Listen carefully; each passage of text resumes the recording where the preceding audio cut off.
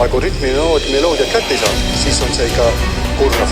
Ei ole üldse nagu vaidluski eriti ei olnud selles. Oli Maarja Varro, päriselt, jah. Ei, tunne on super, puhas nauding. No kuivõrd lihtsalt tänavuaastane siis võit tuli? Nagu ma ütlesin, puhas nauding, ilmselt vedas selle loosi maalapiga, aga väga mõnus, vigad peab olema terav ja siis on lausa lust niita. Ja seal on kogukonna